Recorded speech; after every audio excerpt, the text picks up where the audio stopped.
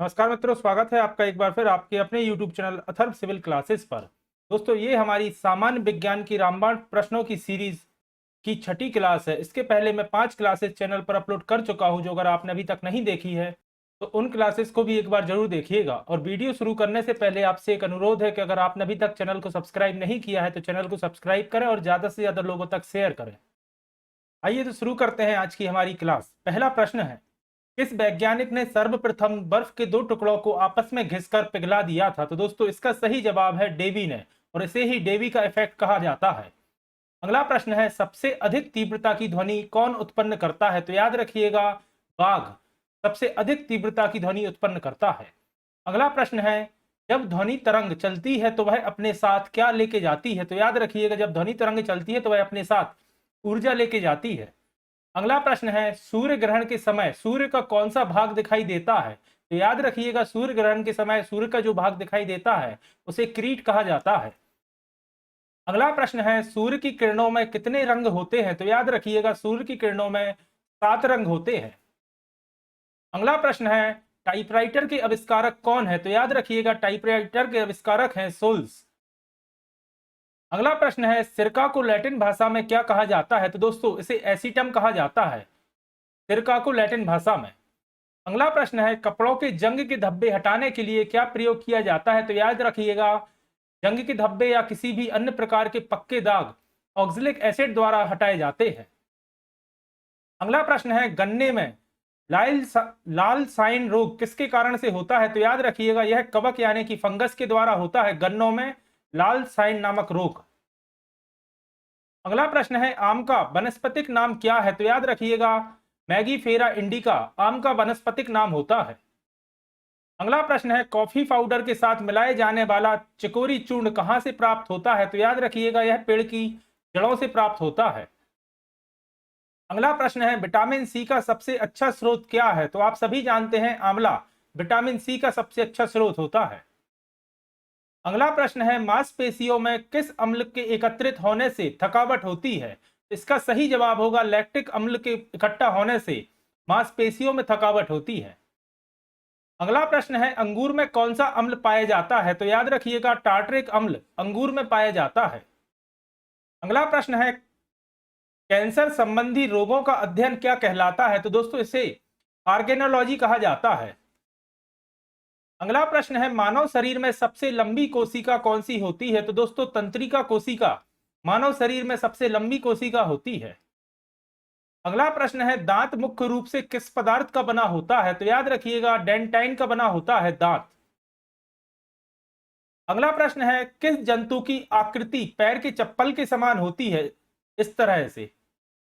तो याद रखिएगा, पैरामीशियम की आकृति पैर के चप्पल के समान होती है। अगला प्रश्न है, कैचुए की कितनी आंखें होती हैं? तो याद रखिएगा, कैचुए की एक भी आंख नहीं होती।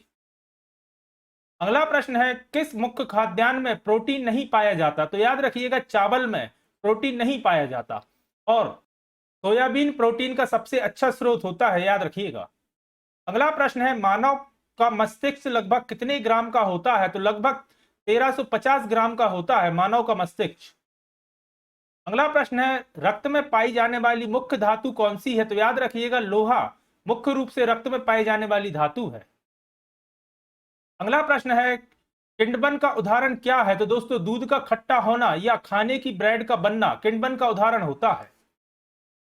अगला प्रश्न है, कौन सा आहार मनुष्य शरीर में नए ऊतकों की वृद्धि के लिए पोषक तत्व प्रदान करता है? तो याद रखिएगा, पनीर मानव शरीर में नए ऊतकों की वृद्धि के लिए पोषक तत्व प्रदान करता है। अगला प्रश्न है, कौन एक उड़ने वाली छिपकली होती है? तो याद रखिएगा, उस छिपकली का नाम है ड्रैको, जो कि एक उड़ने वाली छिपकली होती है। अगला प्रश्न है, घोंसला बनाने वाला एकमात्र सांप कौन सा होता है? तो याद रखिएगा, किंगोब्रा सांप एकमात्र ऐसा सांप है जो कि घोंसला बनाता है। अगला प्रश्न है, भारत में पाई जाने वाली सबसे बड़ी मछली कौन सी है? तो दोस्तों, व्हेल शार्क उस मछली का नाम है। और दोस्तों, यह दोनों अलग नहीं है, व्हेल और शार्क एक ही मछली का नाम है, व्हेल शार्क। अगला प्रश्न है, देसी घी में सुगंध क्यों आती है? दोस्तों, याद रखिएगा, डाई एसिटिल के कारण देसी घी में सुगंध आती है। अगला प्रश्न है, इंद्रधनुष में किस रंग का विक्षेपण अधिक होता है? तो दोस्तों, इंद्रधनुष में लाल रंग का विक्षेपण अधिक होता है? अगला प्रश्न है, सत्येंद्र बोस को किस क्षेत्र में नोबेल पुरस्कार दिया गया था? तो दोस्तों सत्येंद्र बोस को भौतिक विज्ञान के क्षेत्र में नोबेल पुरस्कार से सम्मानित किया गया था। अगला प्रश्न है, पौधे में फोटोसिंथेसिस की प्रक्रिया को करने के लिए कौन सी गैस की आवश्यकता होती है? तो आप सभी जानते हैं फोटोसिंथेसिस यानी कि प्रकाश संश्लेषण की क्रिया के लिए कार्बन डाइऑक्साइड गैस की जरूरत होती है। अगला प्रश्न है, कॉफी में क्या पाया जाता है? तो याद रखिएगा कॉफी में कैफीन पाया जाता है। अगला प्रश्न है, शुद्ध जल का पीएच मान कितना होता है? तो याद रखिएगा शुद्ध जल का पीएच मान होता है 7। पीएच स्केल में 0 से 7 तक होता है एसिडिक और 7 से 14 तक होता है बेसिक और 7 न्यूट्रल होता है जो कि शुद्ध जल का पीएच मान होता है। अगला प्रश्न है, दूध का पीएच मान कितना होता है? तो दोस्तों 6.6 दूध का पीएच मान होता है। अगला प्रश्न है, आग बुझाने के लिए किसका प्रयोग किया जाता है? तो याद रखिएगा कार्बन डाइऑक्साइड गैस का प्रयोग किया जाता है आग बुझाने के लिए। अगला प्रश्न है, पहला चंद्रयान कब लॉन्च किया गया था? तो दोस्तों डेट याद रखिएगा 22 अक्टूबर 2008 को पहला चंद्रयान लॉन्च किया गया था। अगला प्रश्न है, मानव पेट में कौन सा अम्ल पाया जाता है? तो दोस्तों हाइड्रोक्लोरिक एसिड यानी कि HCl पाया जाता है मानव पेट में। अगला प्रश्न है, रबड़ की कठोरता को बढ़ाने के लिए किस प्रक्रिया का प्रयोग किया जाता है? तो दोस्तों बल्कनीकरण का प्रयोग किया जाता है रबड़ की कठोरता को बढ़ाने के लिए। अगला प्रश्न है, हंसने वाली गैस या लॉफिंग गैस कौन सी है? तो दोस्तों नाइट्रस ऑक्साइड लॉफिंग गैस के नाम से जानी जाती है। अगला प्रश्न है, किडनी के अध्ययन को क्या कहा जाता है? तो दोस्तों इसे नेफ्रोलॉजी कहा जाता है जिसमें किडनी का अध्ययन किया जाता है। अगला प्रश्न है, अफीम का वैज्ञानिक नाम क्या है? तो दोस्तों इसे पापावर सोमनीफेरम कहा जाता है। अगला प्रश्न है, रक्त परिसंचरण के लिए हृदय कौन सा भाग जिम्मेदार है? तो दोस्तों रक्त परिसंचरण के लिए हृदय का वाम वेंट्रिकल भाग जिम्मेदार होता है। अगला प्रश्न है, सैंधववासी मिठास के लिए किस वस्तु का प्रयोग किया जाता है? तो याद रखिएगा सैंधववासी मिठास के लिए शहद का प्रयोग किया जाता है। अगला प्रश्न है, इलेक्ट्रॉन की खोज किसने की थी? तो दोस्तों जे थॉमसन ने इलेक्ट्रॉन की खोज की थी। अगला प्रश्न है, बच्चे का लिंग निर्धारण किसके गुणसूत्र द्वारा किया जाता है? तो याद रखिएगा पिता के गुणसूत्र द्वारा बच्चे का लिंग निर्धारण होता है। अगला प्रश्न है, अंतरराष्ट्रीय सौर ऊर्जा संगठन का मुख्यालय कहां स्थित है? तो दोस्तों गुड़गांव हरियाणा में स्थित है अंतरराष्ट्रीय सौर ऊर्जा का संगठन का मुख्यालय। अगला प्रश्न है, विश्व स्वास्थ्य संगठन WHO की स्थापना कब हुई थी? तो दोस्तों 7 अप्रैल 1948 को विश्व स्वास्थ्य संगठन यानी कि WHO की स्थापना हुई थी और इसका मुख्यालय जिनेवा स्विट्जरलैंड में स्थित है, याद रखिएगा। अगला प्रश्न है, भूरा कोयला नाम से किसे जाना जाता है? तो दोस्तों लिग्नाइट को ही भूरा कोयला के नाम से जाना जाता है। अगला प्रश्न है, सबसे उच्च श्रेणी का कोयला कौन सा है? तो दोस्तों एंथ्रोसाइट सबसे उच्च श्रेणी का कोयला है। अगला प्रश्न है, अंतरराष्ट्रीय जैव विविधता दिवस किस तिथि को मनाया जाता है? तो प्रतिवर्ष 22 मई को अंतरराष्ट्रीय जैव विविधता दिवस के रूप में मनाया जाता है।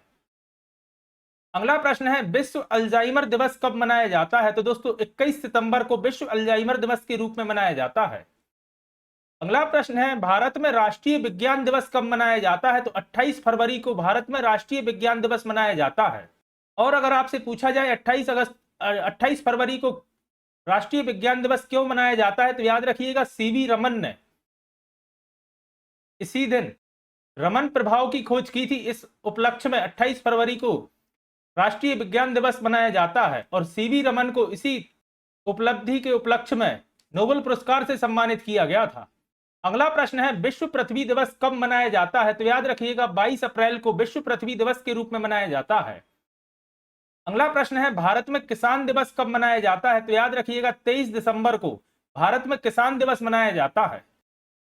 अगला प्रश्न है, विश्व का सबसे बड़ा उड़ने वाला समुद्री पक्षी कौन सा है? तो दोस्तों अल्बाट्रोस विश्व का सबसे बड़ा समुद्री उड़ने वाला पक्षी है। और याद रखिएगा अगर आपसे सिर्फ पक्षी पूछा जाए कि सबसे बड़ा पक्षी कौन सा होता है तो उसका सही जवाब होगा शुतुरमुर्ग।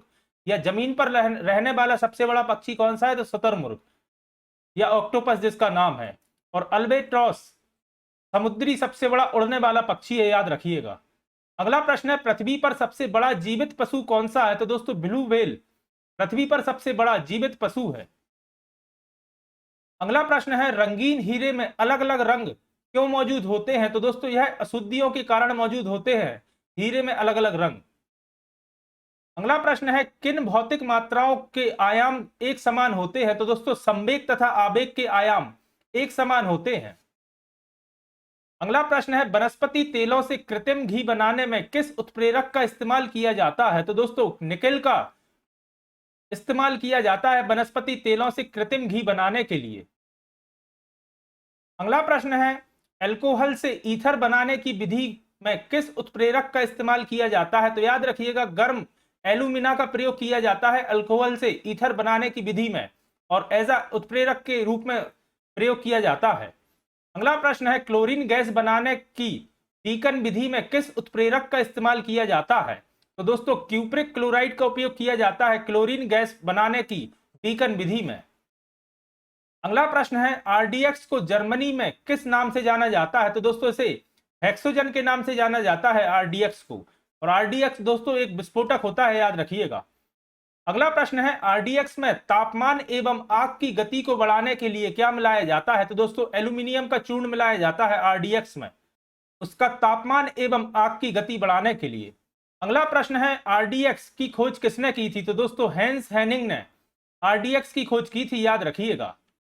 तो दोस्तों ये थी हमारी सामान्य विज्ञान की 6वीं क्लास। आशा करता हूं आज की क्लास आपके लिए पसंद आई होगी। अगर आज की क्लास आपको पसंद आई है तो वीडियो को लाइक करें, और अगर आपका कोई सुझाव या सजेशन है तो कमेंट कर जरूर बताइएगा। और अगर आपने अभी तक अथर्व सिविल क्लासेस को सब्सक्राइब नहीं किया है तो सब्सक्राइब करें और ज्यादा से ज्यादा लोगों तक शेयर करें। जल्दी ही फिर मिलता हूं अपनी अगली वीडियो के साथ।